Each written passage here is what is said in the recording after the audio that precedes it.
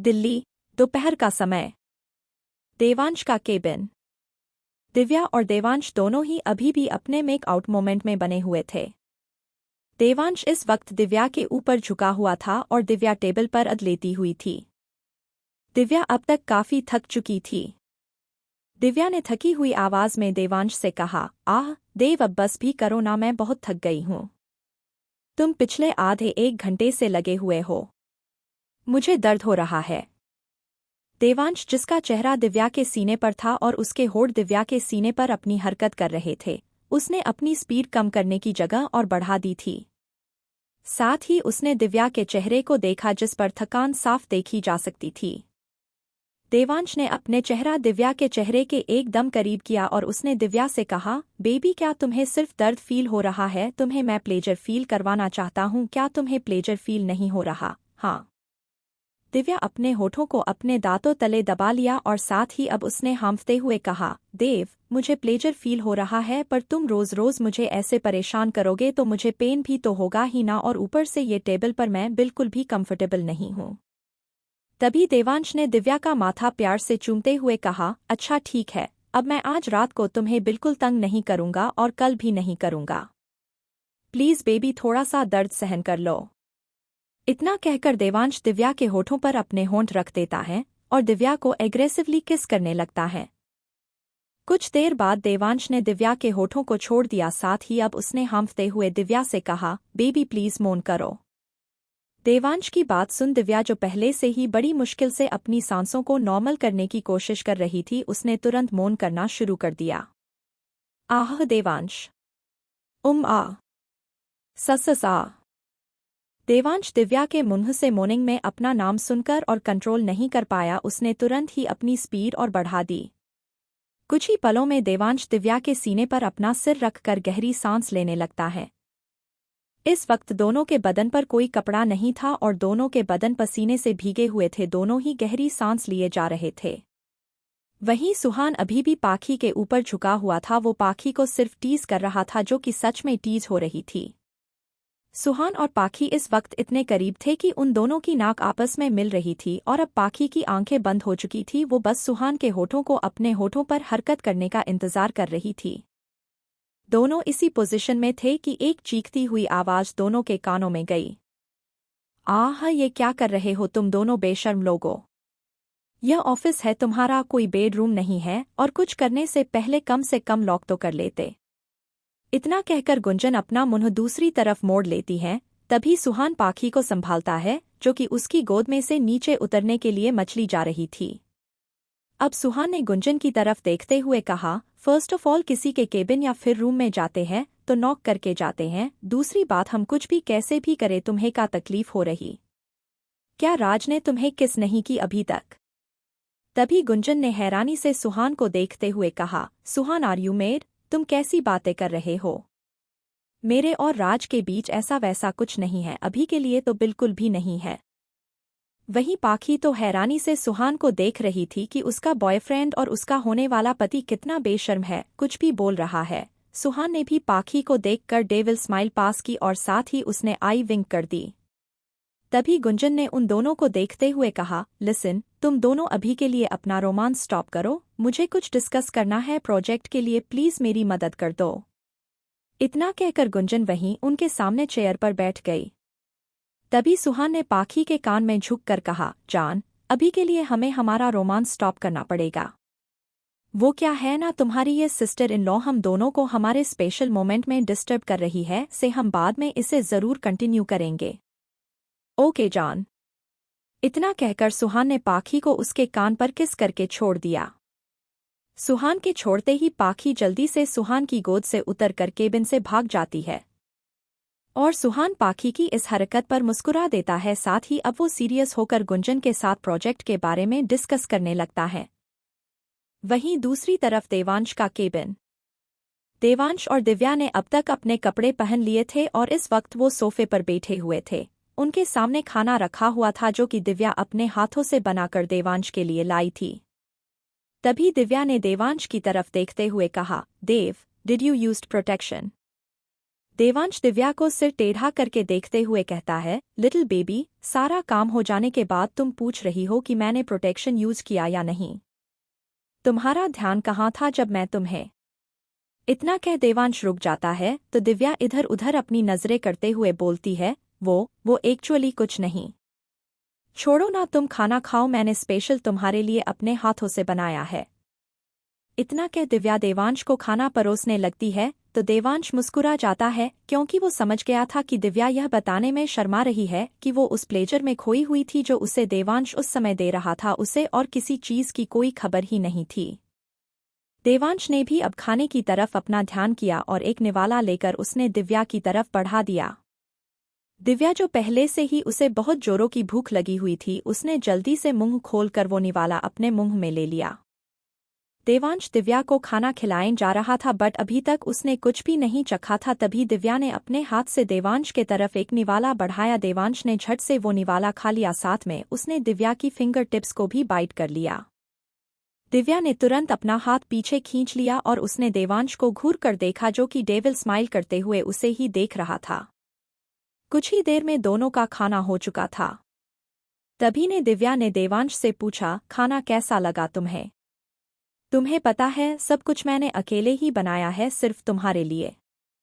इतना कहकर दिव्या अपनी आंखों में चमक लिए देवांश को देखने लगती हैं और उसके कुछ बोलने का वेट करती हैं। तभी देवांश ने दिव्या को अपने पास खींचकर अपने से सटाते हुए कहा, तुम्हारे हाथ का बनाया खाना बिल्कुल तुम्हारे जैसा था, एकदम झकास।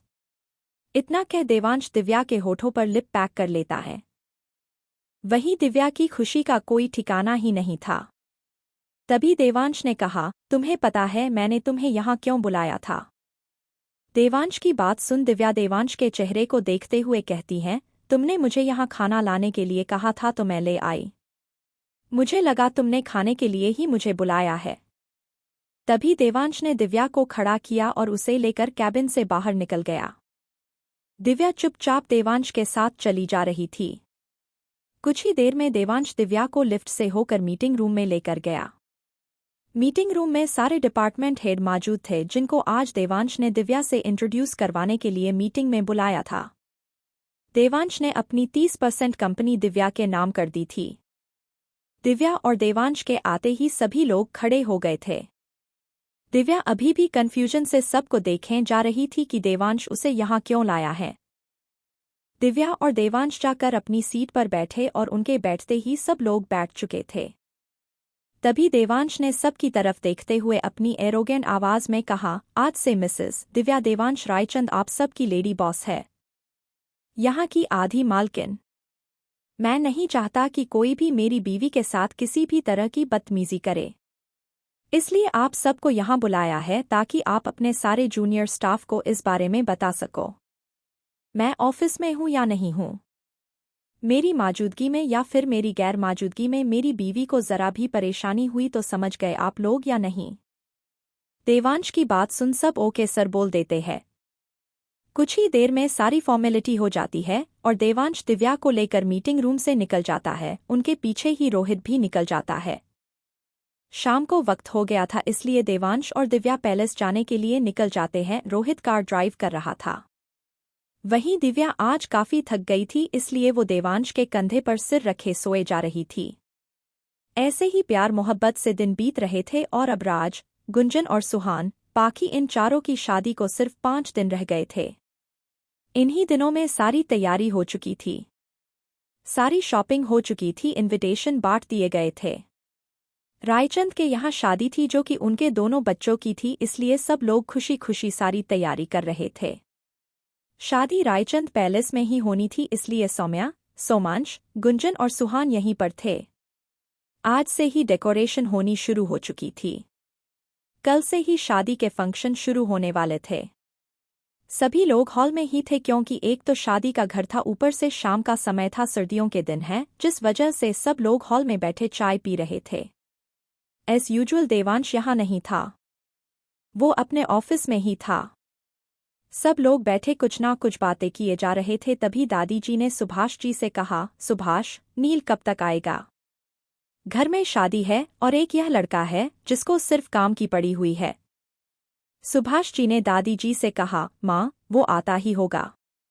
उसने बोला था कि शादी से 3 से 4 दिन पहले वो आ जाएगा। सुभाष जी की बात सुन दादी जी ने सिर हिला दिया। सभी फिर से कुछ ना कुछ बातें करने लगते हैं। इन्हीं बीच दिव्या को वोमिटिंग आने लगती और वो सोफे से उठकर दौड़कर ग्राउंड फ्लोर पर बने वॉशरूम में चली जाती है और सिंक में वॉमिट करने लगती हैं। दिव्या को यूं भागते जाते देख सब लोग परेशान हो गए थे कि आखिर दिव्या को क्या हुआ। तभी अंजलि जी ने सबको देखते हुए कहा, मैं देखती हूँ दिव्या को। अंजलि जी तुरंत ही दिव्या के पीछे पीछे चली जाती है और वॉशरूम में जाकर देखती है कि दिव्या वॉमिट कर रही थी। अंजलि जी तुरंत दिव्या की पीठ पर अपने हाथ से सहलाने लगती हैं ताकि दिव्या को थोड़ा सा रिलीफ मिले। कुछ ही देर में दिव्या वॉमिट करके अपना मुंह पोंछती है और अंजलि जी की तरफ मुड़ती है। इस वक्त दिव्या का चेहरा बहुत मुरझा सा गया था, उसका चेहरा एकदम पीला नजर आ रहा था। अंजलि जी दिव्या के कंधे पर हाथ कर बोलती है, दिव्या बच्चे तुम ठीक हो ना? तुम्हें वॉमिट क्यों हो रही है? कुछ बाहर का खा लिया था क्या? इतना कहकर अंजलि जी दिव्या को सहारा देकर बाहर हॉल तक ले आती है। दिव्या अंजलि जी की बात का कोई जवाब देती कि तभी उसकी नज़र हॉल में से सीढ़ियों की तरफ जाते हुए देवांश पर पड़ी। वहीं देवांश, उसने किसी पर ध्यान नहीं दिया, वो सीधा ऊपर की तरफ जाने लगता है, पर तभी उसकी नज़र दिव्या पर पड़ी जिसको अंजलि जी सहारा देकर बाहर हॉल में ला रही थी। देवांश दिव्या के चेहरे को गौर से देख रहा था, उसके चेहरे पर वीकनेस और पीलापन साफ दिख रहा था। देवांश अपने कदम दिव्या की ओर बढ़ा देता है। दिव्या की भी नज़र देवांश पर गई तो उसके कदम वहीं पर ही रुक गए। अंजलि जी ने भी देवांश को देख लिया था पर वो अभी भी दिव्या को संभाले खड़ी थी। देवांश दिव्या के पास पहुंचा और उसने दिव्या को झट से अपने सीने से लगा लिया और उसके बालों में हाथ चलाते हुए बोला, little baby, what happened to you? तुम इतनी थकी हुई क्यों लग रही हो? क्या घर में शादी है तो सारे काम तुम ही कर रही हो? इतना कह देवांश दिव्या को अपने से दूर करता है और एक नज़र सभी घर वालों को देखता है और सबको इग्नोर कर दिव्या को अपनी गोद में उठा लेता है। साथ ही अब वो अपने फ्लोर पर जाने के लिए लिफ्ट में चला जाता है। जाने से पहले देवांश ने रोहित को इशारा कर दिया था जो कि अभी ही देवांश के साथ ऑफिस से वापस आया था। सब लोग दिव्या के लिए परेशान हो रहे थे कि अचानक ही दिव्या को क्या हुआ है, पर अभी उन सब में से दिव्या से कोई भी मिल नहीं सकता था क्योंकि दिव्या देवांश के साथ अपने फ्लोर पर थी। कुछ ही देर बाद दिव्या अपने बेड पर लेटी हुई थी और उसके सामने डॉक्टर खड़ी थी जो कि दिव्या को एग्जामिन कर रही थी। वहीं देवांश बेड के एक साइड चुपचाप खड़ा हुआ था। तभी डॉक्टर ने दिव्या का चेकअप करते हुए कहा, मैम, आपको कब से वीकनेस और वॉमिटिंग की प्रॉब्लम हुई है? तो दिव्या ने एक नज़र देवांश की देखा, फिर उसने डॉक्टर की तरफ देखते हुए कहा, डॉक्टर आज ही सुबह से 3 से 4 बार वॉमिट हुई। तभी डॉक्टर फिर से दिव्या की एग्जामिन करने लगी और उसने दिव्या को एक प्रेगनेंसी किट टेस्ट करने के लिए दी और उसने उसे अपना टेस्ट करने के लिए कहा। दिव्या ने एक नज़र देवांश को देखा और तुरंत बाथरूम की तरफ चली गई। देवांश प्रेगनेंसी किट देखकर हैरान हो गया था कि क्या दिव्या प्रेग्नेंट है, पर वो तो हर बार प्रोटेक्शन यूज करता था। उसे खुद अभी बेबी नहीं चाहिए था क्योंकि अभी दिव्या की एज काफी छोटी थी, वो अभी बच्चा संभालने के काबिल नहीं थी। यही सब सोचते हुए देवांश ने डॉक्टर से कहा, डॉक्टर, आपने दिव्या को प्रेगनेंसी टेस्ट करने के लिए क्यों बोला? वो तो अभी प्रेग्नेंट नहीं हो सकती क्योंकि मैं हर बार प्रोटेक्शन यूज करता हूँ, तो फिर ये कैसे हो सकता है? डॉक्टर ने देवांश की तरफ देखते हुए कहा, देखिए मिस्टर रायचंद, मैं खुद अभी श्योर नहीं हूं पर मुझे लगता है कि आपकी वाइफ प्रेग्नेंट है, इसलिए मैंने उनको टेस्ट करने के लिए बोला है। अभी थोड़ी देर में पता चल जाएगा आखिर बात क्या है। इतना कहकर डॉक्टर दिव्या के बाहर आने का इंतजार करने लगी और वहीं देवांश अभी भी खड़ा हुआ था और उसका सारा ध्यान बाथरूम के गेट की तरफ था। हॉल में सब लोग बैठे हुए थे। सबका ध्यान ऊपर 4th फ्लोर की तरफ था क्योंकि थोड़ी देर पहले डॉक्टर आई थी और वो अभी ऊपर दिव्या का चेकअप कर रही थी।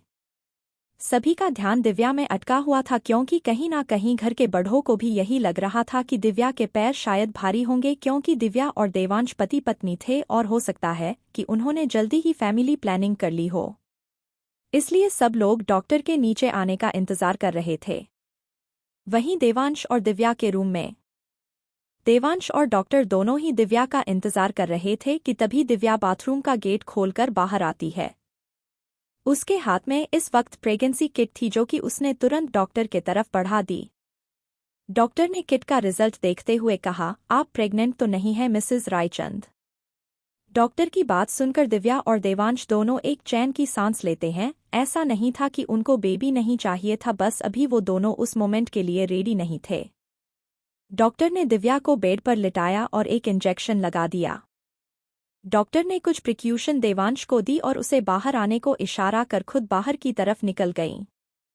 वहीं देवांश ने एक नज़र दिव्या को देखा जिसकी आंखें अब हल्की नींद से भारी हो रही थी। देवांश ने दिव्या को ब्लैंकेट ओढ़ाया और उसके माथे पर किस करके बाहर निकल गया।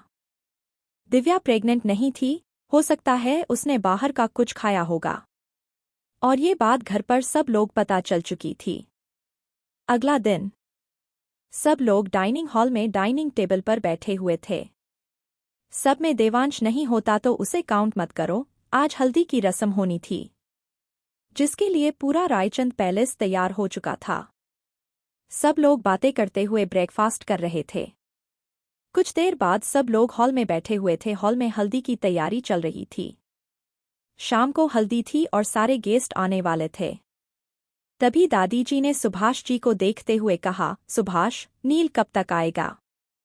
उसे पता है ना कि घर में 2-2 शादियां हैं और वो लड़का है कि उसे बिल्कुल परवाह नहीं है, अपने काम में उलझा हुआ है।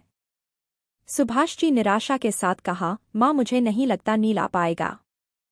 वो प्रोजेक्ट बहुत इंपॉर्टेंट है, ऊपर से वो क्लाइंट काफी रूड है, उसको नील ही संभाल सकता है क्योंकि नील ही इस प्रोजेक्ट को देख रहा है। सुभाष जी की बात सुनकर दादी जी को गुस्सा तो बहुत आ रहा था कि घर में 2-2 शादियां हैं और घर का एक मेंबर उसमें शामिल नहीं हो रहा। दादी ने राज को देखते हुए कहा, राज बेटा तुम नील को फोन लगाओ जरा और पूछो कि वो कहाँ पहुंचा। मुझे नहीं पता कैसे, पर नील मुझे इस शादी में चाहिए ही चाहिए। दादी की बात में गुस्सा और एक वार्निंग थी जो कि सब महसूस कर सकते थे। दादी की बात सुनकर राज ने जल्दी से अपने लैपटॉप पर नील को वीडियो कॉल लगा दी। उधर नील जो कि अभी अपने शिमला वाले ऑफिस में बैठा हुआ लैपटॉप पर कुछ काम कर रहा था। नील की कॉल आती देख उसने तुरंत कॉल पिक कर ली। नील के कॉल पिक करते ही उसकी नज़र सामने लैपटॉप की स्क्रीन की तरफ चली गई, जहां इस वक्त सब लोग स्क्रीन पर दिखाई दे रहे थे। दादी जी ने गुस्से में नील को देखते हुए कहा, नील तुम कब आने वाले ही शादी में? क्या शादी होने के बाद आओगे? दादी की बात सुन नील हंसी आ जाती है क्योंकि उसकी प्यारी दादी आज उसे गुस्से में डांट जो रही थी। नील ने सबको देखा, फिर उसकी नज़र दादी पर टिकी। उसने दादी से कहा, दादी, मेरी प्यारी दादी, मैं थोड़ा सा प्रोजेक्ट में बिजी हूं, मैं नहीं आ पाऊंगा, प्लीज गुस्सा मत करो। डैड, दादू आप तो जानते हो ना यह प्रोजेक्ट मुझे इसी वीक किसी भी हालत में कंप्लीट करना पड़ेगा, नहीं तो हमारा काफी लॉस हो सकता है, आप प्लीज दादी को समझाओ ना। नील की बात दादाजी और सुभाष जी एक नज़र एक दूसरे को देखकर नील को कुछ इशारा करते हैं, जैसे कह रहे हों कि क्या तुझे नहीं पता तुम्हारी दादी इस घर की हेड है, उन्हें मनाना कितना मुश्किल है। उनका इशारा समझ नील थोड़ा मुंह बना लेता है। तभी दादी ने कहा, चाहे तेरा बाप कहे, चाहे तेरे बाप का भी बाप कहे, पर मैं नहीं मानूंगी। तू जल्दी से घर आ, आज ही निकल जा शिमला से, और अगर तू नहीं आया आज शाम तक तो तेरी खैर नहीं।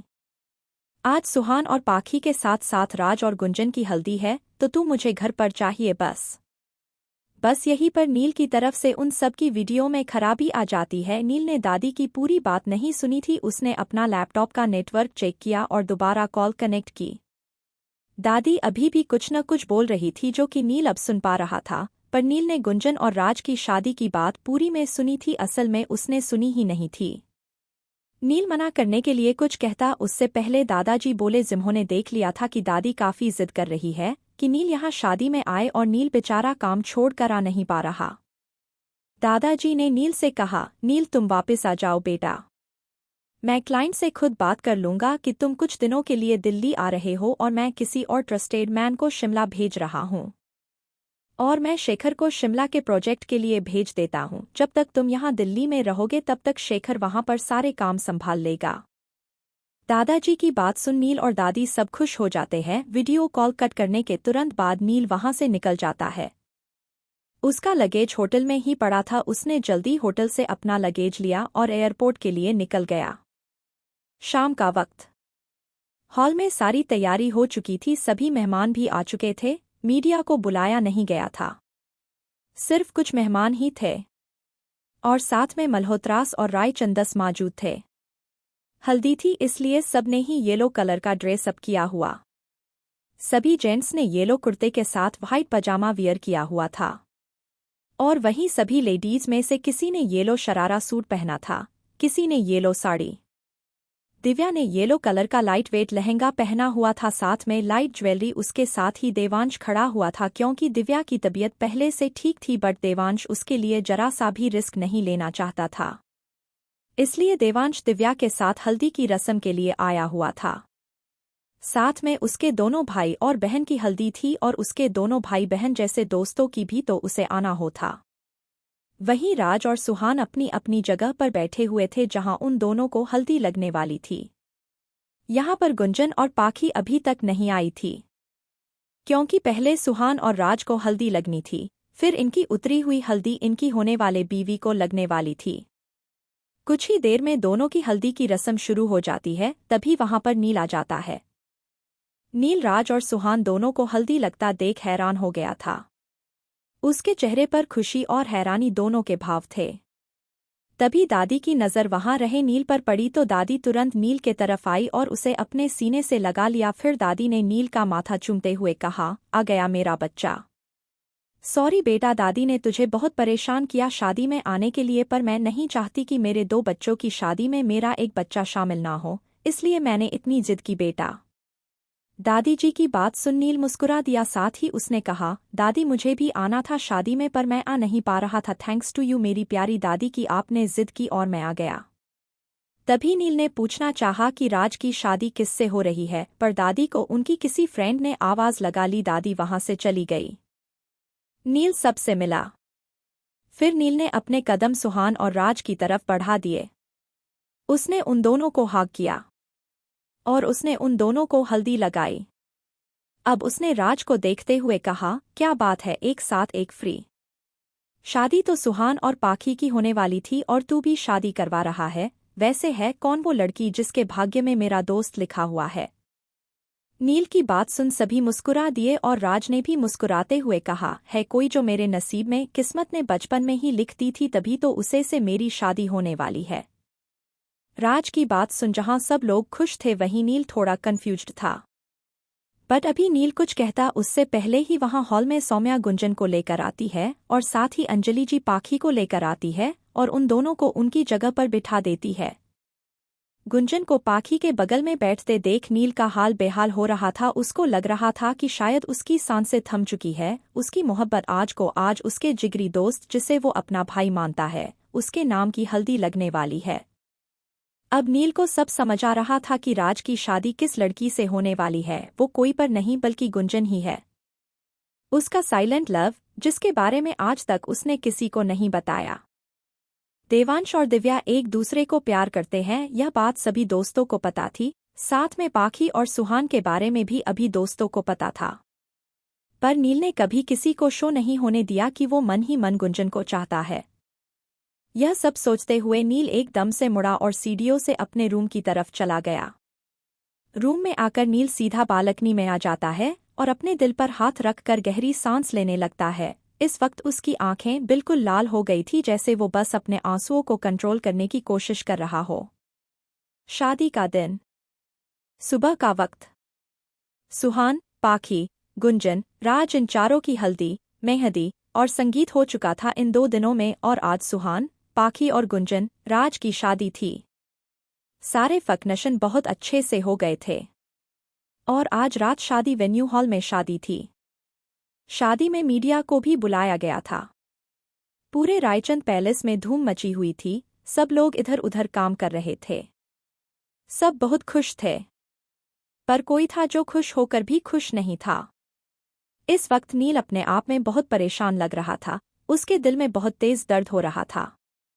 आंखें ऐसे लाल और सूजी हुई थी जैसे वो काफी दिनों से रो रहा हो। नील ने शादी रोकने की कोई कोशिश नहीं की क्योंकि उसने गुंजन से बात करने की कोशिश की थी, पर गुंजन बहुत खुश नजर आ रही थी। उसका हंसता मुस्कुराता हुआ चेहरा देखकर नील की हिम्मत नहीं हुई कि वो गुंजन से अपने दिल की बात कर सके। शाम का वक्त। सब लोग वेन्यू हॉल में पहुंच गए थे। पूरा हॉल मेहमानों से खचाखच भरा हुआ था। इस शादी में बहुत ही नामी लोग आए हुए थे। सारे बड़े से बड़े businessman, singer, actor Raichand family की मैरिज में आए हुए थे। राज और गुंजन अपनी जगह पर बैठे हुए थे। उनके बगल में ही पाखी और सुहान भी बैठे हुए थे। वो चारों अभी अपना फोटो शूट कंप्लीट करके आए थे। और आज ही देवांश और दिव्या का मीडिया के सामने इंटरव्यू था जो कि लाइव चल रहा था। देवांश ने दिव्या से शादी बहुत ही सीक्रेटली की थी, पर अब उसका मकसद पूरा हो चुका था। उसकी दिव्या को उससे छीनने वाले उसके खुद के चाचा चाची इस वक्त हॉस्पिटल बेड पर थे। तो अब देवांश दिव्या को पूरी दुनिया के सामने अपनी वाइफ के तौर पर इंट्रोड्यूस कर रहा था। वहीं नील इस वक्त बार काउंटर पर बैठा हुआ था। वो ड्रिंक पर ड्रिंक किया जा रहा था, उसे कोई होश नहीं था। उसकी नज़र इस वक्त गुंजन के ऊपर ही थी, जो कि राज के साथ मुस्कुराते हुए बात कर रही थी। नील एकदम से उठा और वेन्यू हॉल के टेरेस पर चला गया। तभी देवांश की नज़र नील पर पड़ी। अभी दिव्या और देवांश दोनों का इंटरव्यू खत्म हो चुका था। देवांश ने दिव्या को दादी और अंजलि जी के पास जाने का बोला और खुद नील के पीछे चला गया। नील टेरेस पर खड़ा हुआ था, उसके हाथ रेलिंग पर कसे हुए थे और वो ऊपर आसमान में चांद को एकटक देखे जा रहा था। अगर इतना तड़प रहा है तो उसे जाकर बोल क्यों नहीं देता। बचपन से अपने प्यार को अपने अंदर दबाकर बैठा है। अपने आप को दुख देने से, रोने से आपका प्यार आपको नहीं मिल जाता। यह बात सुनकर नील एकदम हैरान हो गया। उसने एकदम से मुड़कर अपने पीछे देखा। इस वक्त देवांश उसके सामने खड़ा था। नील ने हैरान होकर देवांश को देखा और उसने इसी हैरानी से कहा, तुझे कैसे पता? मतलब मैंने कभी किसी को नहीं बताया, ना ही कभी शो होने दिया। तभी देवांश ने हंसते हुए कहा, तुझे क्या लगता है कि तू सबसे अपने इमोशंस छुपा लेगा? बचपन में जब तेरे चाचा चाची ने तुझे हम सबसे दूर किसी और गवर्नमेंट बोर्डिंग स्कूल में भेजने की बात कही थी, तब तेरी आंखों में दिख रहा था कि तू गुंजन से दूर नहीं जाना चाहता। और इसीलिए मैंने मिस्टर सतीश रायचंद से बात की थी। और अब जब गुंजन और उसकी फैमिली का एक्सीडेंट हुआ था, तब तेरी आंखों में दिख रहा था कि तुझे गुंजन को दुख में देखकर कितना दुख हो रहा है, और मुझे आंखें पड़नी आती है नील। इतना कह देवांश रुका और उसने नील की तरफ देखा। तभी नील ने निराशा से अपनी आंखें बंद कर ली। फिर देवांश ने नील से कहा, अभी भी कुछ भी नहीं बिगड़ा है। ना तो गुंजन राज से प्यार करती है और ना ही राज गुंजन से प्यार करता है। तू जाकर यह शादी रोक दे और गुंजन से बात कर ले। नील ने देवांश को कड़वी मुस्कुराहट मुस्कुराते हुए कहा, मुझे पता है वो किसी से प्यार नहीं करती, पर वो इस शादी से खुश है और मैं उसे से उसकी खुशी छीन कर अपना प्यार उस पर धक्के से नहीं थोप सकता।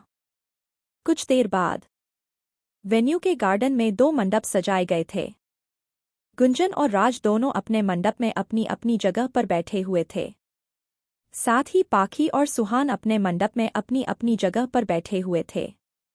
उन चारों के सामने पंडित बैठे हुए थे जो दोनों जोड़ियों के लिए मंत्र जाप कर रहे थे। कुछ ही देर में गुंजन का कन्यादान करने के लिए सोमांश और सौम्या आगे आए। इस समय उन दोनों की आंखों में आंसू थे और वहीं गुंजन की आंखों में भी आंसू थे। गुंजन को इस वक्त हितेश जी और जानकी जी की बहुत याद आ रही थी। वहीं सौम्या और सोमांश के रोने की वजह कुछ और ही थी। कुछ ही देर में गुंजन और राज की, सुहान और पाखी की शादी की सारी रस्में पूरी हो चुकी थी। उन चारों ने अपने बड़ों का आशीर्वाद लिया। इसी वेन्यू से गुंजन और पाखी की विदाई होने वाली थी। गुंजन विदाई के बाद रायचंद पैलेस जाने वाली थी और पाखी विदाई के बाद मल्होत्रा हाउस जाने वाली थी, जहां से कल सुहान, पाखी, सौम्या और सोमांश कल जयपुर जाने वाले हैं सिंघानिया पैलेस में। विदाई के बाद सबकी आंखों में आंसू थे क्योंकि दोनों घरों की ही बेटियां विदा हो रही थी। कुछ देर बाद अब गुंजन का रायचंद पैलेस में गृह प्रवेश होता है। सब लोग खुश थे सिवाय नील के, उसके दुख का तो क्या ही कहना। आज रात काफी हो गई थी, बल्कि सुबह ही हो गई थी। सुबह 4 बजे गुंजन का गृह प्रवेश हुआ, इसलिए सब थक कर सो जाते हैं। अगली सुबह आज गुंजन की पहली रसोई की रस्म होनी थी, इसलिए गुंजन सुबह के 9 बजे किचन में सबके लिए मीठा बना रही थी, जो कि ऑलमोस्ट बन ही गया था। कुछ देर बाद सब लोग डाइनिंग टेबल पर बैठे हुए थे। जैसे कि रस्म के अनुसार सबसे पहले मीठा ही खाना था, उसके बाद सब ने ब्रेकफास्ट खाना था। सब ने गुंजन के हाथ का बनाया हुआ हलवा खाया और साथ ही गुंजन की बहुत तारीफ भी की और उसे काफ़ी गिफ्ट्स भी दिए। वहीं नील ने एक नज़र सबको देखा और उसने दादाजी से कहा, दादाजी, एक्चुअली मुझे शेखर अंकल की कॉल आई थी। शिमला वाले प्रोजेक्ट में कुछ प्रॉब्लम आ रही है और क्लाइंट को सेटिस्फाई करने के लिए मुझे अभी ही शिमला के लिए निकलना है। नील शिमला के लिए निकल चुका था और बाकी सब अभी हॉल में बैठे हुए थे। स्ट्रेंज, आज यहाँ पर देवांश भी था। तभी सामने से पाखी और सुहान दोनों गेट के एंट्रेंस से हॉल में आए। पाखी ने इस वक्त एक ग्रीन कलर की साड़ी पहनी हुई थी जिसमें मैं बहुत प्यारी लग रही थी और पाखी को देखकर दादाजी, दादी जी, अंजलि जी और सुभाष जी चारों के चेहरे पर मुस्कान आ गई थी। पर सुहान और पाखी यहाँ कैसे आए? इन दोनों को तो आज सौम्या और सोमांश के साथ जयपुर के लिए निकलना था, तो फिर यह दोनों यहाँ कैसे?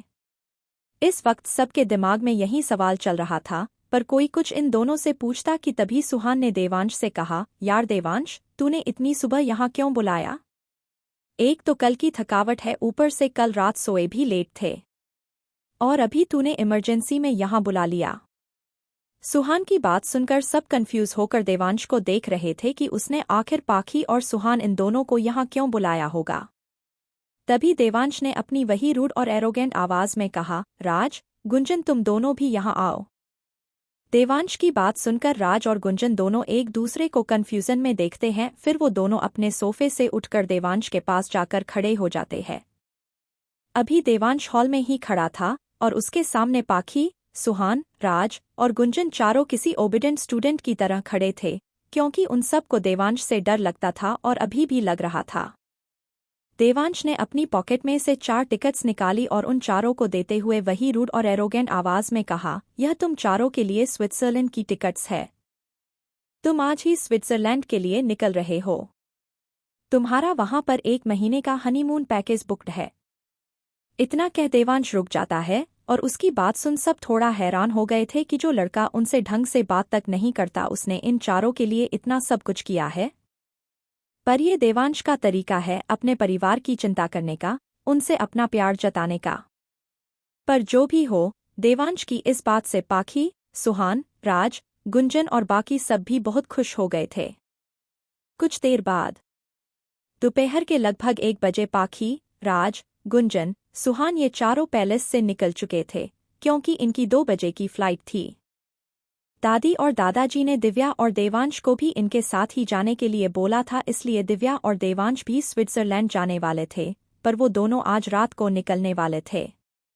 घर के बड़े चाहते थे कि उनके सारे बच्चे हमेशा खुश रहे और साथ रहे। बस अब सबकी शादी हो चुकी थी, सिर्फ रोमी और नील ही बचे हुए थे। रोमी तो अभी भी कॉलेज ही जाता था, he is last year student. अपनी स्टडी पूरी होने के बाद रोमी भी ऑफिस का काम संभालेगा। और रही बात नील की, घर वालों के अकॉर्डिंग नील हमेशा अपने काम में ही लगा रहता था, उसे तो अपने काम से ही फुर्सत नहीं थी। रात के करीब 12 बजे इंडिया का टाइम और शाम के करीब 7 बजे स्विट्जरलैंड का टाइम।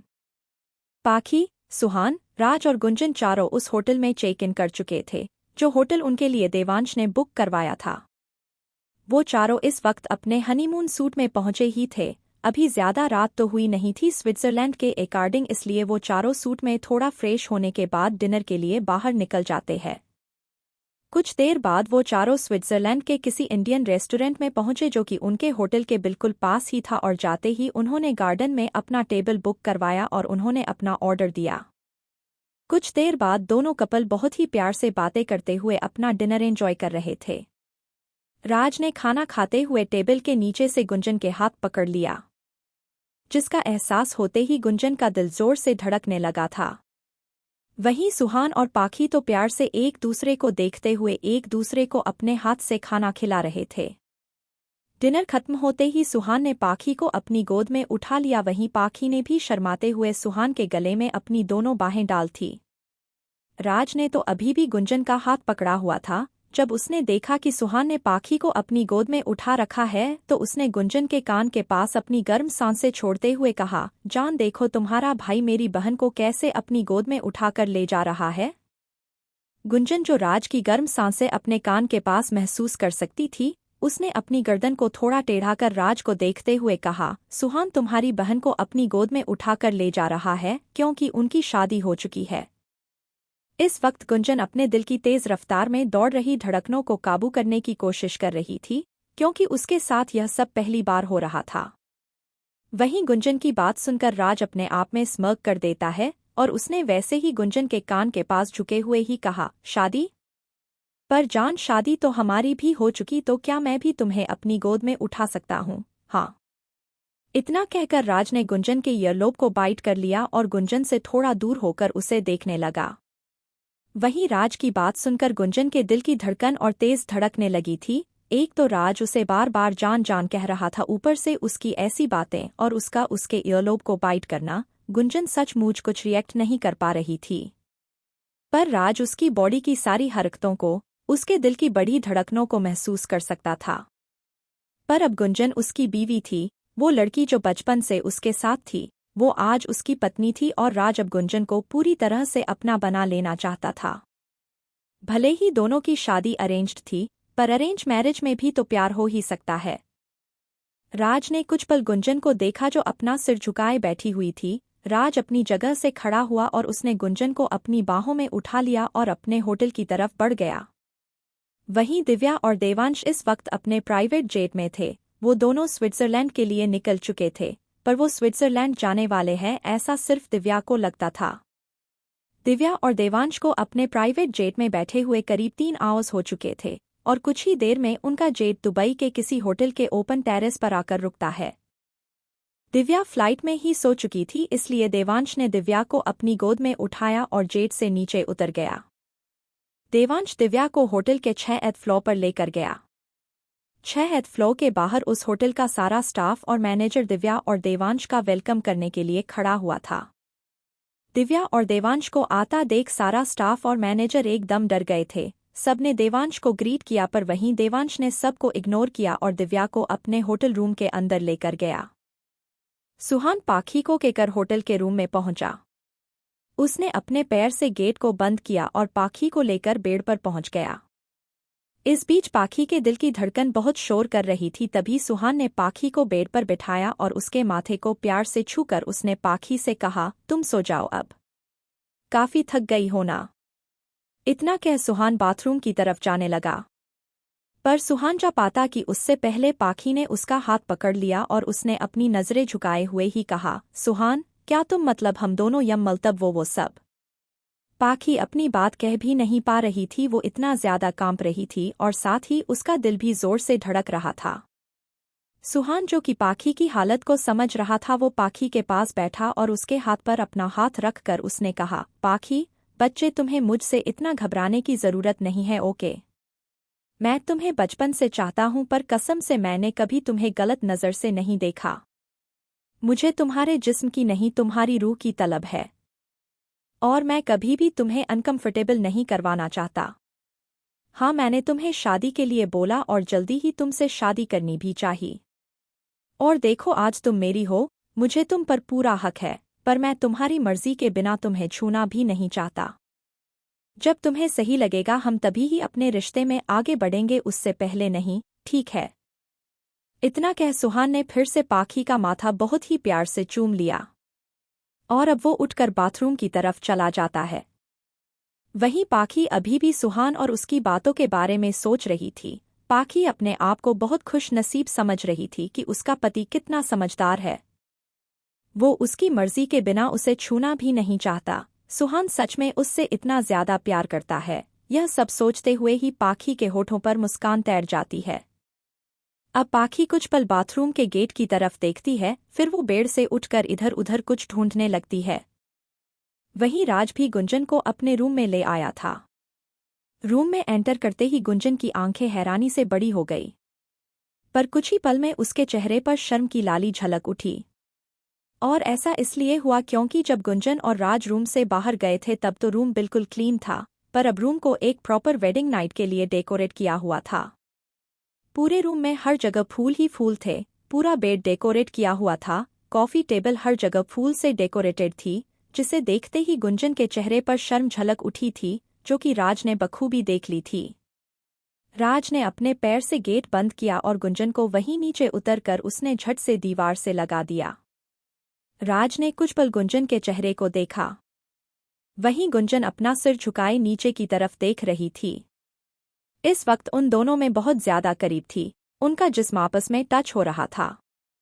राज ने गुंजन के दोनों तरफ अपने हाथ रख लिए थे और वो गौर से उसका चेहरा देख रहा था। राज ने गुंजन के चिन के नीचे अपनी 2 उंगलियां रखी और गुंजन का चेहरा ऊपर किया।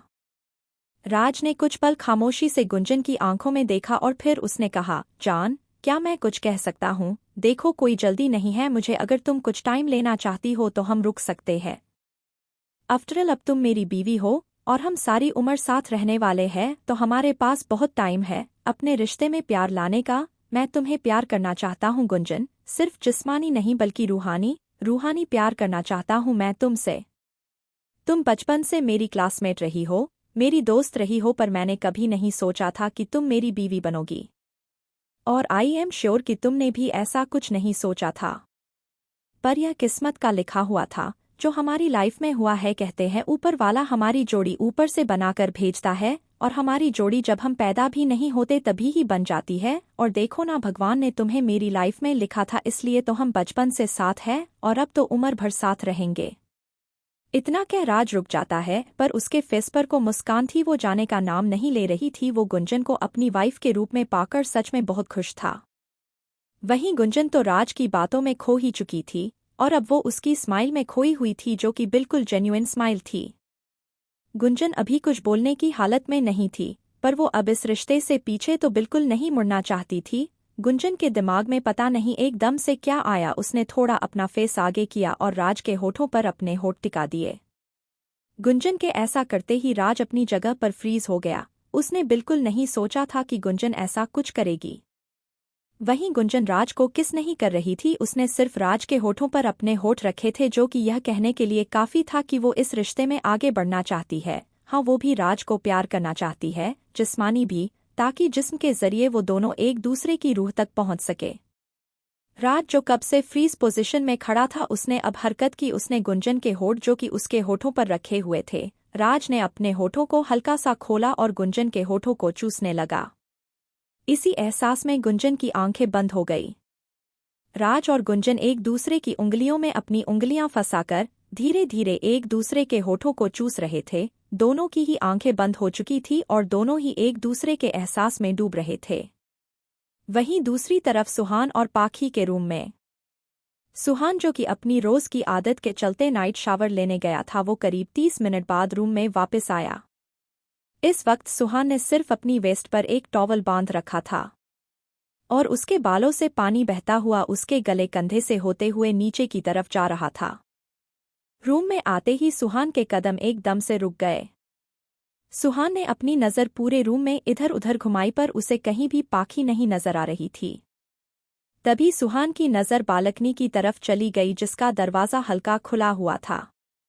सुहान ने कुछ पल बालकनी के दरवाजे को देखा, फिर उसने अपने कदम उस तरफ बढ़ा दिए। सुहान बालकनी में आया। बालकनी बहुत ही बड़ी थी, क्योंकि यह स्पेशल सूट था जिसे देवांश ने इनके लिए बुक किया था। सुहान ने अपनी नज़र पूरी बालकनी में दौड़ाई। पूरी बालकनी इस वक्त डेकोरेटेड थी। पूरी बालकनी में कैंडल्स लगी हुई थी। हर तरफ फेरी लाइट्स और फूल ही फूल थे। रूम के सामने ही बालकनी में एक बेड लगा हुआ था, जो कि किसी मैरिड कपल की फर्स्ट नाइट के लिए स्पेशल डेकोरेटेड था। यह सब देखकर अचानक से सुहान के होठों पर मुस्कुराहट आ जाती है, क्योंकि यह सब किसने और किस लिए किया है ये तो सुहान अच्छे से समझ गया था। सुहान बालकनी में इधर उधर अपनी नजरें घुमाता है तो उसे थोड़ी ही दूरी पर पाखी खड़ी दिखाई देती है। सुहान बिना कुछ बोले अपने कदम पाखी के तरफ बढ़ा देता है। पाखी इस वक्त सुहान के तरफ पीठ किए खड़ी थी। पाखी ने एक डीप नेक पिंक ब्लाउज के साथ ब्लैक कलर की साड़ी पहनी हुई थी। सुहान अब तक पाखी के करीब पहुंच चुका था, इस वक्त उसे पाखी की गोरी पीठ साफ दिखाई दे रही थी, जिसपे पाखी ने नाम मात्र डोरी वाला ब्लाउज पहना हुआ था। सुहान पाखी को पहली बार ऐसे देख रहा था जिससे कि उसका गला सूखता चला जा रहा था। सुहान ने झुककर पाखी के कान में कहा, पाखी बेबी, तुम मुझे सिड्यूस कर रही हो? इसका अंजाम जानती हो क्या होगा? जब एक खूबसूरत पत्नी अपने पति को सिड्यूस करती है ना, तो वो पति अपना कंट्रोल खो देता है, और इस वक्त मेरे साथ भी वही हो रहा है। कसम से तुम्हें यह सब नहीं करना चाहिए था। मैंने तुम्हें टाइम दिया था, पर नहीं, तुम तो मुझे और भड़का रही हो। इतना कह सुहान ने पाखी के कान को जोर से बाइट कर लिए। पाखी के मुंह से अनायास ही एक चीख निकल गई। तभी सुहान ने फिर से धीमे स्वर में कहा, अभी तो यह पहली बाइट है जिस पर तुम्हारा ऐसा रिएक्शन है। जब तुम्हारी सारी बॉडी पर मैं अपने निशान छोड़ूंगा तब तुम क्या करोगी? इतना कहकर सुहान ने पाखी को अपनी तरफ पलटा। तभी पाखी ने भी अपनी नजरें झुकाए हुए बड़ी मदहोश भरी आवाज में कहा, मुझे तुम्हारा दिया हर दर्द मंजूर है, क्योंकि यह दर्द का वो मीठा एहसास है जो हर लड़की अपने पति से चाहती है, और मैं तैयार हूं सुहान, तुम्हें अपनी रूह और अपना जिस्म सौंपने के लिए। आज मैं सही मायने में तुम्हारी हो जाना चाहती हूं। इतना कहकर पाखी सुहान के गले लग जाती है। वहीं सुहान पाखी की यह बातें सुनकर बहुत खुश हो गया था। सुहान ने पाखी को अपनी बाहों में उठाया और उसे वहीं रहे बेड पर लेकर गया। बेड के चारों तरफ पर्दा लगा हुआ था, जिससे कि बाहर से देखने वाले को बेड या बेड पर रहे इंसान दिख नहीं सकते थे। सुहान ने पाखी को बेड पर लिटाया और उसने उसके ऊपर झुककर कहा, आर यू श्योर वाइफी? पाखी ने हल्के से आप आंखें झपका दी। वहीं उसकी हाँ देखकर सुहान ने बेड के चारों तरफ पर्दे लगा दिए। सुहान बेड पर आया और तुरंत पाखी के ऊपर आ गया। सुहान ने इस वक्त पाखी के ऊपर पूरा भार नहीं डाला था। उसने लेटे हुए अपने दोनों हाथों को पाखी के सिर के ऊपर रखा हुआ था। इस समय सुहान पाखी की आंखों में देखते हुए उसके ऊपर झुका जा रहा था। सुहान और पाखी के होठों में इस वक्त जरा भी फासला नहीं था। दोनों में से अगर जरा सा भी कोई हिलता तो उन दोनों के होठ पक्का मिल ही जाते। सुहान ने कुछ पल पाखी की आंखों में देखा। इस वक्त भले ही दोनों के दिल बेहद जोर से धड़क रहे थे, पर दोनों ही अपनी मैरिड लाइफ को आगे बढ़ाना चाहते थे। सुहान ने धीरे से पाखी के होठों पर अपने होठ रख दिए और दोनों की आंखें अपने आप ही बंद हो गई थी। दोनों की ही यह पहली किस थी और दोनों ही बिना किसी डेस्परेशन के आराम से एक दूसरे के होठों को चूम रहे थे। वहीं दूसरी तरफ गुंजन और राज की किस का सिलसिला अभी तक जारी था। इन दोनों की भी पहली किस थी जिसमें दोनों ही खो चुके थे।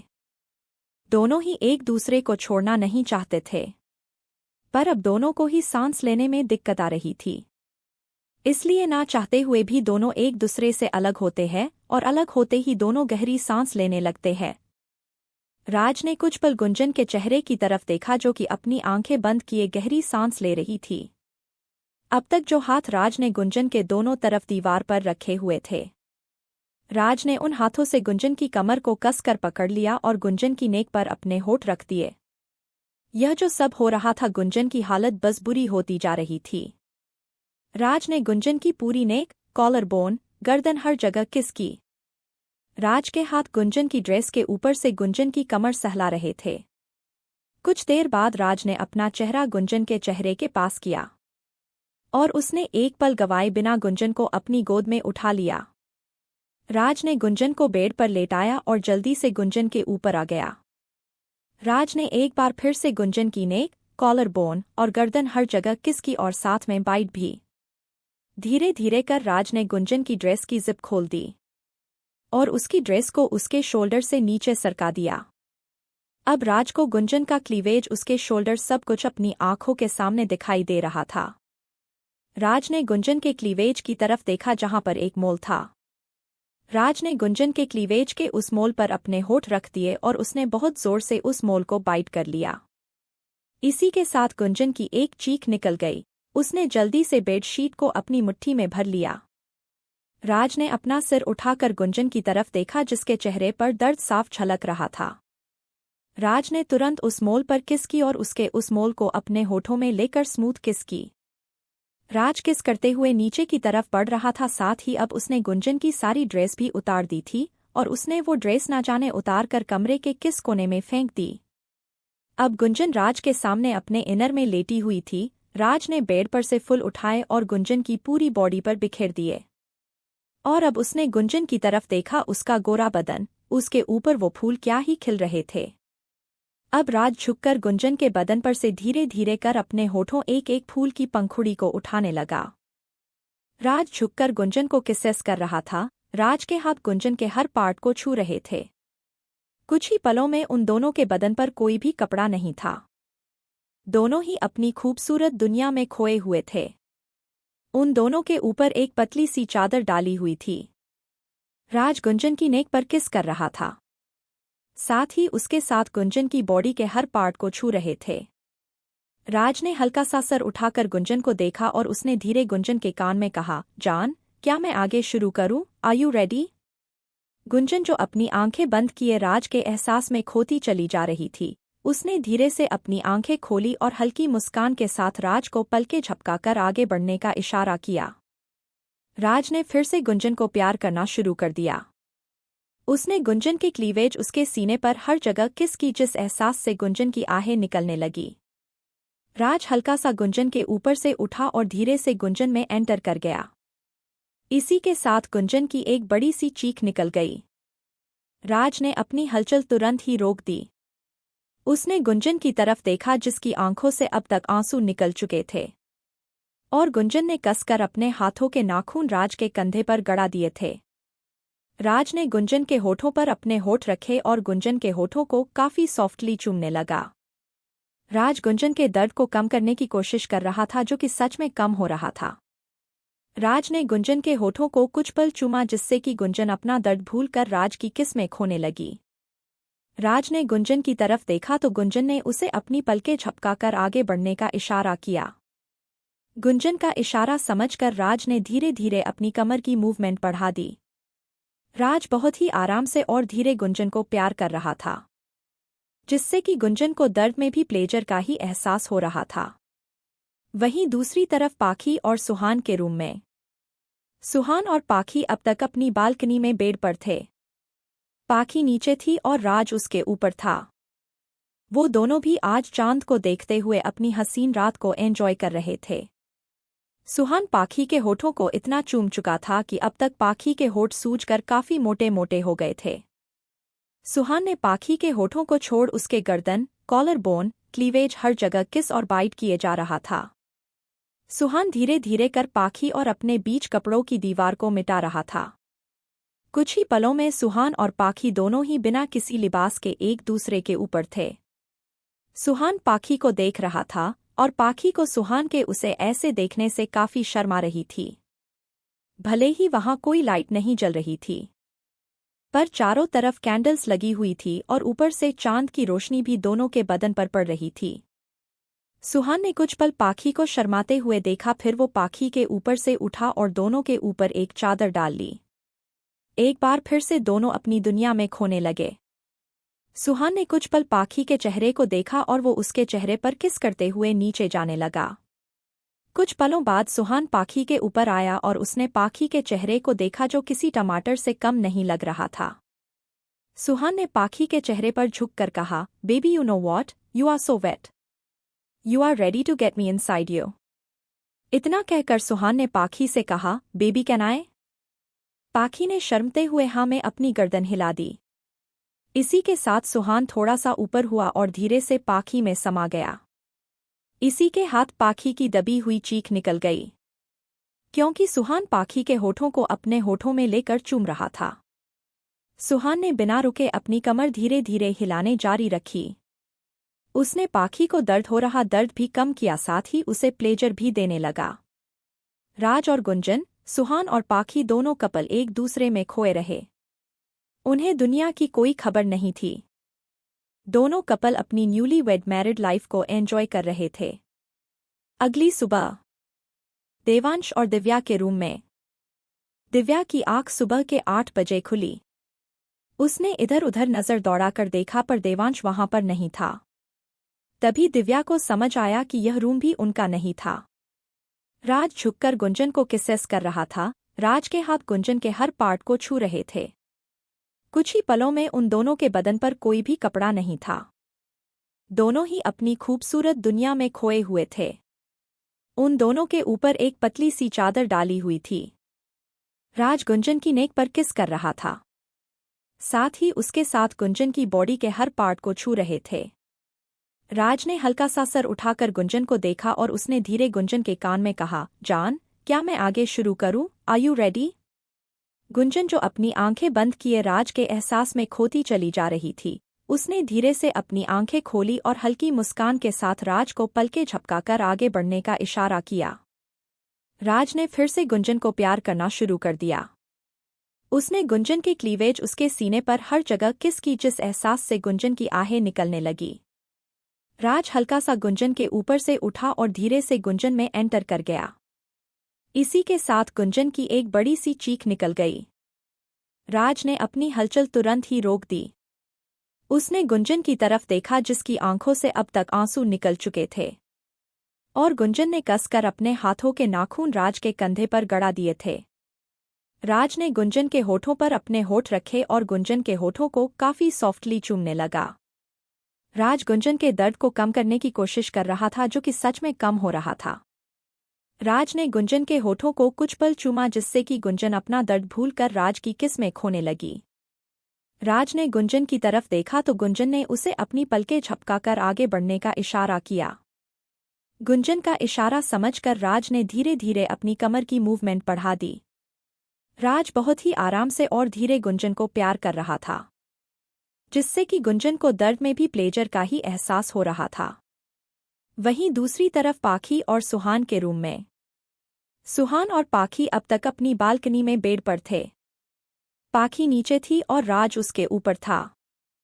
वो दोनों भी आज चांद को देखते हुए अपनी हसीन रात को एंजॉय कर रहे थे।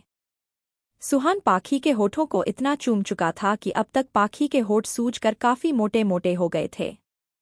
सुहान ने पाखी के होठों को छोड़ उसके गर्दन, कॉलर बोन, क्लीवेज हर जगह किस और बाइट किए जा रहा था। सुहान धीरे धीरे कर पाखी और अपने बीच कपड़ों की दीवार को मिटा रहा था। कुछ ही पलों में सुहान और पाखी दोनों ही बिना किसी लिबास के एक दूसरे के ऊपर थे।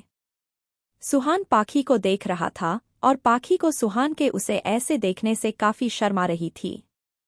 भले ही वहां कोई लाइट नहीं जल रही थी, पर चारों तरफ कैंडल्स लगी हुई थी और ऊपर से चांद की रोशनी भी दोनों के बदन पर पड़ रही थी।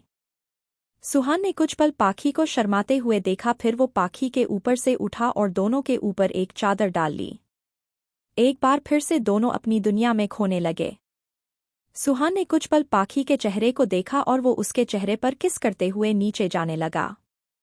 कुछ पलों बाद सुहान पाखी के ऊपर आया और उसने पाखी के चेहरे को देखा जो किसी टमाटर से कम नहीं लग रहा था। सुहान ने पाखी के चेहरे पर झुककर कहा, baby you know what, you are so wet, you are ready to get me inside you. इतना कहकर सुहान ने पाखी से कहा, बेबी कैन आई? पाखी ने शर्मते हुए हाँ में अपनी गर्दन हिला दी। इसी के साथ सुहान थोड़ा सा ऊपर हुआ और धीरे से पाखी में समा गया।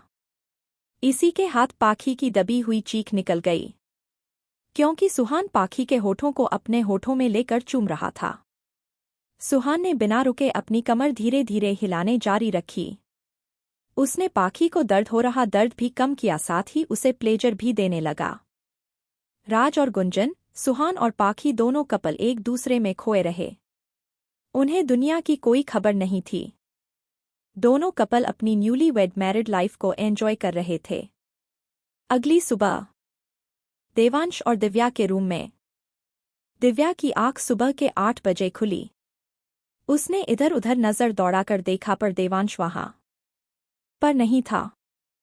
तभी दिव्या को समझ आया कि यह रूम भी उनका नहीं था। Flashback continue. अगली सुबह देवांश और दिव्या के रूम में दिव्या की आंख सुबह के 8 बजे खुली। उसने इधर उधर नजर दौड़ाकर देखा पर देवांश वहां पर नहीं था। तभी दिव्या को समझ आया कि यह रूम भी उनका नहीं था। दिव्या अभी कुछ समझ पाती कि तभी वॉशरूम का गेट खुला और देवांश बाहर आया। इस वक्त देवांश ने बाथरोब पहना हुआ था। दिव्या ने देवांश को देखा और बेड से खड़ी होकर उसने तुरंत देवांश से सवाल किया, देव, हम कहाँ हैं? क्या हम पेरिस पहुंच गए? देवांश ने दिव्या को कमर से पकड़कर अपने करीब खींच लिया और उसने झुककर दिव्या की आंखों में देखते हुए कहा, हम दुबई में हैं मेरी जान। देवांश का जवाब सुनकर दिव्या बहुत हैरान हो गई थी और उसने इसी हैरानी से देवांश से कहा, पर सुहान, पाखी, गुंजन और राज वो सब तो पेरिस जाने वाले थे, क्या वो चारों भी यहीं आए हुए हैं? यह सब बोलते हुए दिव्या बहुत क्यूट लग रही थी और देवांश के उसके ऊपर और ज्यादा प्यार आ रहा था। उसने दिव्या को प्यार से देखते हुए कहा, नहीं बेबी, वो चारों अपना हनीमून एंजॉय करने के लिए पेरिस गए हैं और हम दोनों अपना हनीमून एंजॉय करने यहाँ पर आए हैं। पर ऐसा क्यों? यह सवाल दिव्या ने उसी तरह अपनी क्यूट वॉइस में कहा, जिस पर देवांश ने उसे शरारत से छेड़ते हुए कहा, क्योंकि मेरी जान अगर हम यहाँ हैं तो हम इन चारों में से किसी को डिस्टर्ब नहीं करेंगे और ना ही वो चारों हमें डिस्टर्ब करेंगे। इतना कहकर देवांश ने दिव्या के गाल पर किस कर लिया, जिससे कि दिव्या के गाल तुरंत ही टमाटर जैसे लाल हो गए थे। ऐसे ही पूरा महीना बीत गया था। दिव्या और देवांश दुबई में ही थे। असल में देवांश को दुबई में कुछ बिजनेस वर्क के लिए आना ही था, पर उसका काम तो सिर्फ 1 हफ्ते का था। पर उसने पूरा 1 महीना दिव्या के साथ बिताया। वहीं दूसरी तरफ राज, गुंजन, पाखी और सुहान चारों अपना हनीमून पीरियड अच्छे से एंजॉय कर रहे थे। सब कुछ पिक्चर परफेक्ट चल रहा था। चारों तरफ खुशियां ही खुशियां थी। और ऐसे ही इन खुशियों में करीब 1 साल बीत गया। और आज दिव्या और देवांश की मैरिज एनिवर्सरी थी। दिव्या और देवांश की शादी को पूरा 1 साल बीत चुका था। और आज रायचंद इंडस्ट्रीज में बहुत बड़ी ग्रैंड पार्टी रखी गई और क्योंकि यह दिव्या की चाहत थी कि उनकी फर्स्ट मैरिज एनिवर्सरी बहुत ही अच्छे से मनाई जाए। शाम का वक्त पार्टी पैलेस के गार्डन में अरेंज की गई थी और सारा गार्डन रेड फूलों, रेड लाइट से डेकोरेटेड था। हर चीज रेड कलर में थी क्योंकि पार्टी की थीम रेड कलर की थी। बिकॉज दिव्या को रेड कलर बहुत पसंद था और उसकी यह भी विश देवांश ने पूरी की थी। अभी पार्टी शुरू होने वाली थी। तकरीबन सारे ही गेस्ट आ चुके थे। जैसे कि पार्टी की थीम रेड कलर की थी, अभी ने रेड कलर में ही आउटफिट्स कैरी की हुई थी। चारों तरफ लोग थे। इस पार्टी में हर छोटा बड़ा बिजनेसमैन आया हुआ था और यह उन सभी बिजनेसमैन का सौभाग्य था कि को लोग रायचंदस के फैमिली फंक्शन में इनवाइटेड थे, क्योंकि रायचंदस के फैमिली फंक्शन को अटेंड करना आसान बात नहीं थी। यहाँ तक कि रायचंद पैलेस में पैर रखना तो दूर की बात, रायचंद पैलेस की तरफ देखने तक की किसी की औकात नहीं थी। पार्टी शुरू होने को थी और सभी फैमिली मेंबर को दिव्या और देवांश के आने का इंतजार था। यहाँ पर सभी फैमिली मेंबर मौजूद थे। दादाजी, दादी जी, अंजलि जी, सुभाष जी, सौम्या, सोमांश, गुंजन, राज, पाखी, सुहान, रोमी। कुछ ही देर में पार्टी शुरू हो जाती है और पार्टी अपने जोरों पर चलने लगती है। स्टेज पर डांस परफॉर्मेंस चल रही थी और सभी गेस्ट उन डांस परफॉर्मेंस को एंजॉय कर रहे थे। तभी एक ग्रुप का डांस खत्म हो जाता है और सभी दूसरे ग्रुप का आने का वेट करने लगते हैं। तभी स्टेज की सारी लाइट्स ऑफ हो जाती है और एक स्पॉटलाइट ऊपर की तरफ चलने लगती है। सबका ध्यान उस स्पॉटलाइट पर जाता है जहां पर दिव्या और देवांश एक हाफ चांद के ऊपर बैठे हुए थे और उनका चांद नीचे की तरफ आ रहा था और वहीं एक रोमांटिक सॉन्ग भी चल रहा था। तेरे बिना ना जी सकूं यारा, तू मेरा सकून है, तू ही है मेरा चैन। दिव्या और देवांश की ग्रैंड एंट्री देखकर सबके चेहरों पर मुस्कान खिली हुई थी और सब आगे क्या होगा यही देख रहे थे। कुछ ही पलों में दिव्या और देवांश का चांद स्टेज पर आ चुका था और सब लोग तालियां बजा रहे थे। वही सॉन्ग अभी भी चल रहा था, तेरे बिना ना जी सकूं यारा, तू मेरा सकून है, तू ही है मेरा चैन। देवांश ने चांद ने नीचे कदम रखा। इस वक्त उसने रेड कलर का कस्टम मेड 3 पीस सूट पहना हुआ था। उसके गोरे रंग पर यह रेड कलर का कस्टम मेड 3 पीस सूट बहुत जच रहा था। वैसे तो देवांश को ऐसे कलर बिल्कुल नहीं पसंद थे, पर उसने दिव्या की खुशी के लिए यह कलर पहना हुआ था। देवांश के बाल जेल से सेट थे और उसके हाथ में महंगी घड़ी थी। हाथ में डायमंड की उसकी रिंग थी जैसी कि सेम दिव्या के पास भी थी। देवांश ने दिव्या की तरफ अपना एक हाथ बढ़ाया और उसके चेहरे की तरफ देखने लगा। दिव्या ने थोड़ी लजाकत से देवांश के हाथ में अपना हाथ दिया और देवांश की आंखों में देखने लगी। दिव्या ने आज रेड कलर का गाउन पहना हुआ था। उसके गले में डीडी अल्फा वाला डायमंड मंगलसूत्र था। हाथों में से एक हाथ में महंगी घड़ी, साथ में रिंग, दूसरे हाथ में डायमंड ब्रेसलेट था। दिव्या आज एकदम किसी एंजल की तरह लग रही थी। उसके बालों का मैसी बन बना हुआ था और आगे से उसके चेहरे पर जुल्फों का पहरा लगा हुआ था। दिव्या और देवांश ने एक कपल डांस किया और उनके साथ ही राज, गुंजन, पाखी और सुहान ने और पार्टी में आए कपल्स ने कपल डांस किया। कुछ देर बाद दिव्या और देवांश ने 4 लेयर केक कट किया। दिव्या यहाँ पर प्रेजेंट तो थी, पर दिव्या की तबीयत कुछ ठीक नहीं लग रही थी। उसे चक्कर आ रहे थे, पर वो अभी के लिए किसी को कुछ बताकर सबका मजा खराब नहीं करना चाहती थी। उसने खुद से ही कहा, क्या हो रहा है मेरे साथ? Divya, just control yourself. अगर देव को पता चला कि मैं ठीक नहीं हूं तो वो सारी पार्टी रुकवा देंगे और मेरे साथ साथ सबका मजा खराब हो जाएगा। कितनी मुश्किल से देव इस ग्रैंड पार्टी के लिए माने थे। इतना कहकर दिव्या एक गहरी सांस लेती है और अपने चक्कर को कंट्रोल करना या कह लो चुपचाप अपनी प्रॉब्लम को सह रही थी जो उसके साथ हो रहा था। वही पार्टी अपने पीक पर थी। देवांश को बहुत सारे बिजनेसमैन्स ने घेरा हुआ था और सब उसके बिजनेस पार्टनरशिप या फिर कॉलअप करना चाहते थे। वहीं दादाजी और सुभाष जी देवांश के लिए बहुत खुश थे, क्योंकि देवांश ने जब से बिजनेस संभाला था तब से रायचंद इंडस्ट्रीज पूरी दुनिया में हर जगह फैल चुकी थी। सबका ध्यान किसी ना किसी तरफ था। वहीं दिव्या गुंजन और पाखी के साथ इस वक्त खड़ी हुई थी और वो तीनों अपना फूड एंजॉय कर रही थी कि दिव्या को एकदम से चक्कर आया और उसकी आंखों के सामने अंधेरा छा गया। अब की बार दिव्या कंट्रोल नहीं कर पाई और वो वहीं पर चक्कर खाकर गिर पड़ी। इसी के साथ गुंजन और पाखी की चीख निकल गई। गुंजन और पाखी की चीख सुनकर सबका ध्यान उनकी तरफ चला जाता है, पर गुंजन और पाखी के पास दिव्या को नीचे गिरा देख सब लोग भागकर दिव्या के पास आते हैं। रोमी ने जल्दी से डॉक्टर को कॉल किया और देवांश ने दिव्या को अपनी बाहों के उठाया और जल्दी से पैलेस के अंदर चला गया था। घर के सभी मेंबर भी जल्दी से अंदर जाने लगे थे। दादाजी ने रोहित को इशारा किया कि वो मेहमानों को भेज दे, क्योंकि पार्टी ऑलमोस्ट खत्म हो चुकी थी और आधे से ज्यादा लोग पार्टी से जा चुके थे। सिर्फ कुछ मैन रिश्तेदार और करीबी लोग बचे हुए थे। सब लोग अंदर हॉल में आए और दिव्या के पास चले गए।